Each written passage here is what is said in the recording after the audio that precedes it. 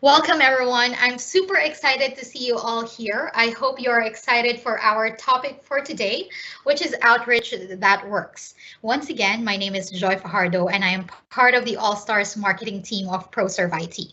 To give you a quick context, in Mihei's session earlier, she did a great job outlining for us the marketing framework. Go ahead and check it out if you haven't yet after this session. In that framework, it shows that inbound and content marketing can attract your audience. But in order to encourage them to take action, we need to engage with them, and that is where outbound marketing comes into picture.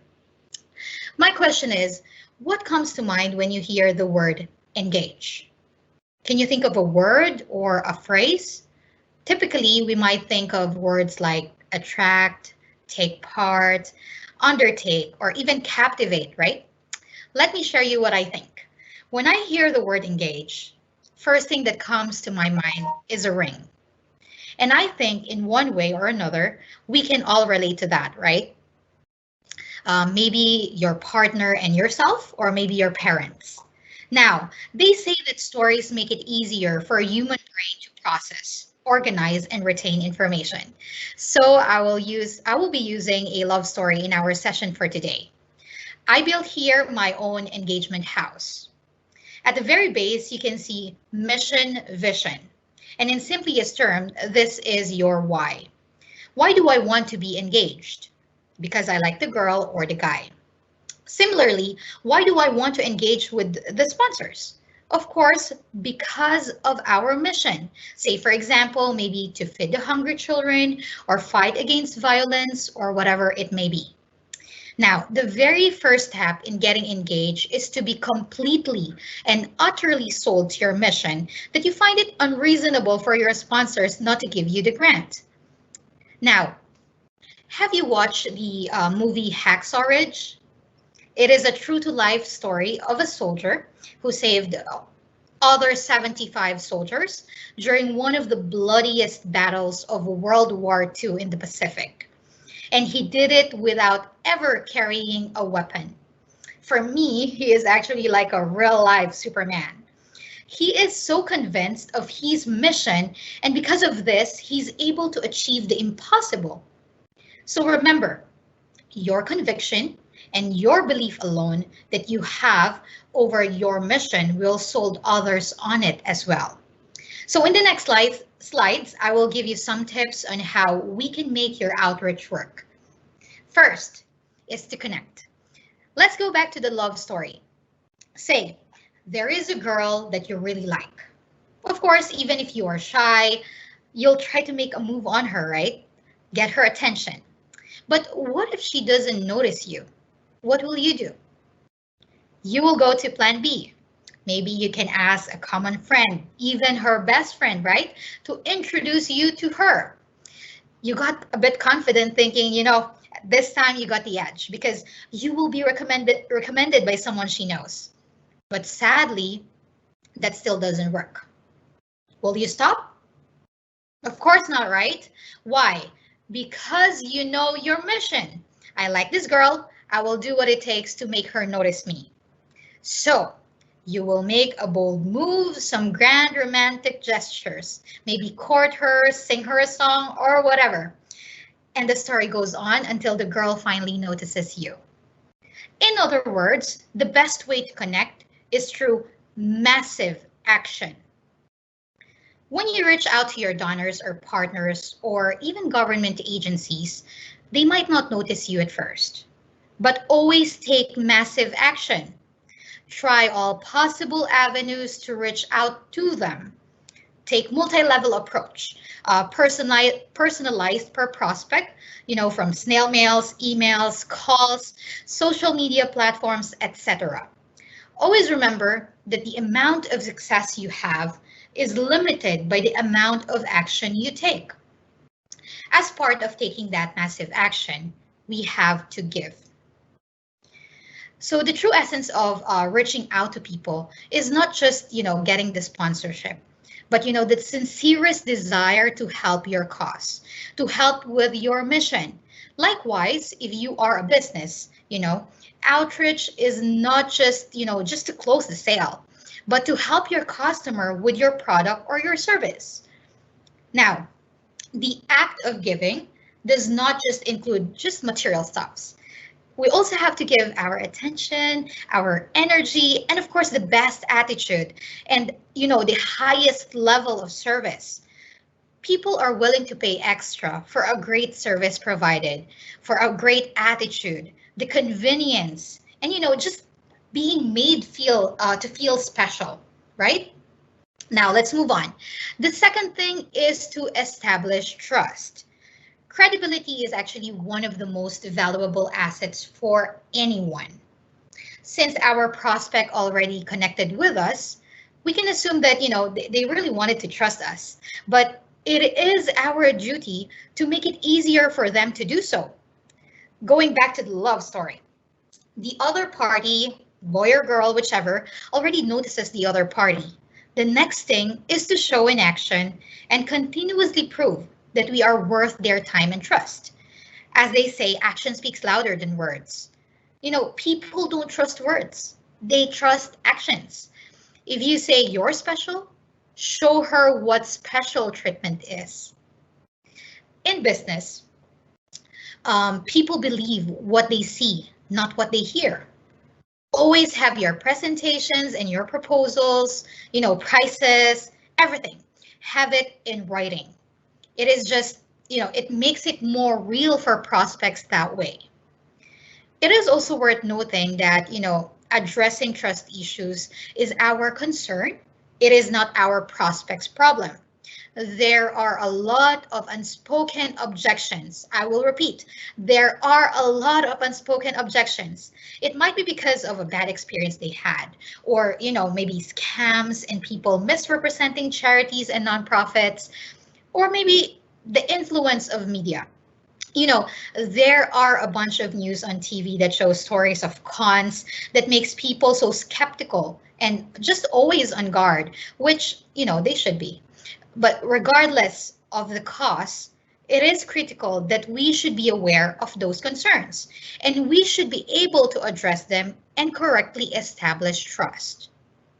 Now, oftentimes, and I myself is guilty of it, we blame customers, or in terms of charities, the potential donors. We blame them for not being able to make the decision. We would say, he can't make the decision, he needs to consult this and that, and he can't afford, or whatever excuses there are. It's about time that we assume the responsibility for ourselves and think, what could I have done differently to get the donation or the grant or the sponsorship, right? The element of doubt and distrust always exist. That won't change. So we need to be mindful, we need to be aware, and we need to be able to address them. That is really the key. The simplest way to handle distrust is to use or support your presentation with written materials. If you are describing or telling them the people they will help, why not show photos? If you're convincing them to donate for a special event or a specific event, why not show them some statistics? How did the same event went last year? Show them how successful it has been and how you plan to make it even better. Visuals are a helpful tool, not just in establishing trust, but also awakening emotions. And to awaken that emotion, we can be helped by video marketing. If you have not yet, please do watch my amazing colleague Holly's session about video marketing. Hearing the stories firsthand, just seeing the people affected and empathizing with the scope of the crisis will evoke such strong emotions. And really, emotions are ultimately what drive people to act. So spending some time and resources on video production is really a great idea. It can be a bit intimidating, of course, but you can be as raw as you need to be. As long as it's authentic and it delivers the message across, then you are doing well. Third, build relationship. Always remember that we are in the people business. And the people we are reaching out to are the heroes of the story. So we are just their guides. If we will be able to position it like this, they will recognize us as their trusted partner who will help them. You have to take interest in the client instead of just getting the donation. Do not just talk. You have to communicate. And in communicating, you have to take interest of the other party. You have to know what matters to them, what do they need? What are their goals? What makes them feel good? Merely talking about yourself, your cause, your mission, your project, it's not communicating. We have to ask smart questions. This will help us gather information that can be turned into action. Asking questions will not only make you discover what will motivate the other party, but also would show that you are not only interested in closing, but more so you are taking interest and is genuinely concerned of the prospect's welfare. Caring about people is senior to anything else. Always take note of that. According to Theodore Roosevelt, nobody cares how much you know until they know how much you care. This is when attitude beats talent. Don't you agree? Everyone agree, right? So speaking of agreement, in building relationship, it is very essential to agree with your prospects. People who disagree just moves apart. When you agree, you acknowledge their opinion and you understand their point of view. You cannot expect someone to agree with you if you are not agreeing with them, right? People want to feel good. They are moved and inspired by positive, confident, and agreeable people. You can think of it this way. You have a great attitude, you have a great cause, that just makes you unstoppable. In human form, just to break the ice, you have the looks, you're brilliant, you're selfless. What is there not to love? Super pumped for this session today, but we are close to finishing. So if you have any questions, please feel free to chat them on the box and we'll be happy to get back to you with some answers after this session. Now let's move on. The last piece in the body of our engagement house is commit. This is when you make your firm decision that you are done looking and you will just devote yourself solely to that person. There's a lot of fishes in the sea and it's impossible to pick the best. That's the reality, right? But commitment is deciding to stop looking for the best and just make the one you choose the best. Same is true for business. Commit yourself to success. Success is not an option. It is within your power to make it happen. Make it your obligation, your responsibility. It is not a job. Committing is to become a fanatic. What do I mean by that? It means that you become 100% absorbed. You are all in, all the way.